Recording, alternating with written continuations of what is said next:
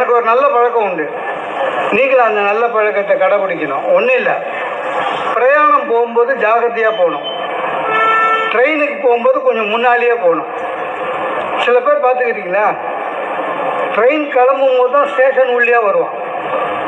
எந்த பிளாட்ஃபார்ம் தெரியாது, அரைச்சி பிடிச்சி போடும். நான் எப்போவுமே எந்த ஊருக்கு போனாலும் அரை ஹவருக்கு முன்னால் போயிடுவேன். என் ட்ரெயின் டைமு. ட்ரெயின் லேட்டாக வந்தால் வரட்டும், அதை பற்றி கவலை இல்லை. ஒரு ஊரில் பேசிட்டு சென்னைக்கு வர்றதுக்காக வழக்கப்படி அரை ஹவருக்கு முன்னால் வந்துட்டேன் சார். வந்து பிளாட்ஃபார்த்தில் நடந்துக்கினே இருக்கேன். ஒரு ஆள் டிஷர்ட் போட்டுன்னு ஃபோன் பேசிக்கினே இருந்தார். என்னை பார்த்து, சார் நான் உங்கள் ஃபேன் சார், வாங்க சார் வாங்க சார் வாங்க சார். அப்புறம் கொஞ்ச நேரம் கேட்டு, என்ன ட்ரெயினு அப்படின்னா, சார் தெரியாத நம்ம ட்ரெயின் பேர் சொல்லிட்டோம் சார். அதிர்ந்து என்ன ஆறவர், வாங்க என் ஆஃபீஸுக்குன்னாரு. என்ன ஆஃபீஸுன்னு திரும்புகிறேன், போலீஸ் ஸ்டேஷனுங்க. இந்த ரயில்வே ஸ்டேஷனில் போலீஸ் ஸ்டேஷன்லாம் அதே நம்ம எங்கே காலை வைக்கக்கூடாது வாழ்க்கையில் நினச்சோமோ அது உள்ளே கூப்பிட்றாரு. அவர் எஸ்ஐயா, அவருக்கு அது ஆஃபீஸு, நம்மளுக்கு அது போலீஸ் ஸ்டேஷனு. போனாமா, வா சார், நீ கவலையே படாத சார், நீயும் நானும் ஏறாமல் ட்ரெயின் போவாது, எனக்கு அதில் தான் டியூட்டின்னு உள்ளே கூட்டி போயிட்டார். உங்களுக்கு தெரியும்ல போலீஸ் ஸ்டேஷன் எப்படி இருக்கும். அதுவும் ரயில்வே போலீஸ் ஸ்டேஷன் உள்ளே போனால் ஒரே ஒரு பெஞ்சு, அதில் என்னை உட்கார வச்சுட்டு நான் ட்ரெஸ் சேஞ்ச் பண்ணிட்டு வரேன்ட்டு போயிட்டார் உள்ளே.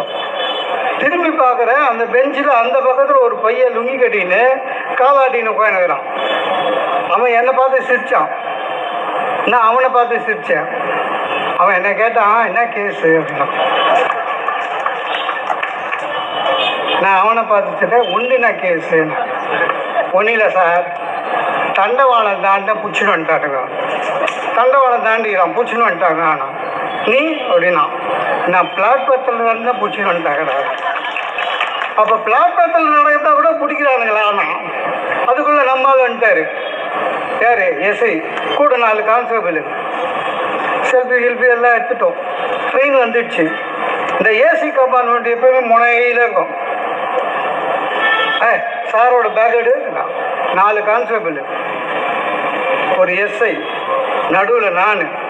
பிளாட்பாரத்தில் நடக்கிறோம், சுத்தூர வேடிக்கை பார்த்துனுக்கிறோம். அந்த ஏசி கோச்சுக்கு பக்கத்தில் தான் அன்ரிசர்வ்டு கம்பார்ட்மெண்ட் இருக்கும், பார்த்துக்கிறீங்களா? அதில் ஒரு அம்மா ஜன்னல் ஓட்டு என்னை பார்த்து சொல்லுது, இந்த காலத்தில் எவனையும் நம்ப முடியல. அது என்ன நினச்சிக்கிச்சு சார், என்னை அரெஸ்ட் பண்ணி கூட்டி போகிறாங்கன்னு.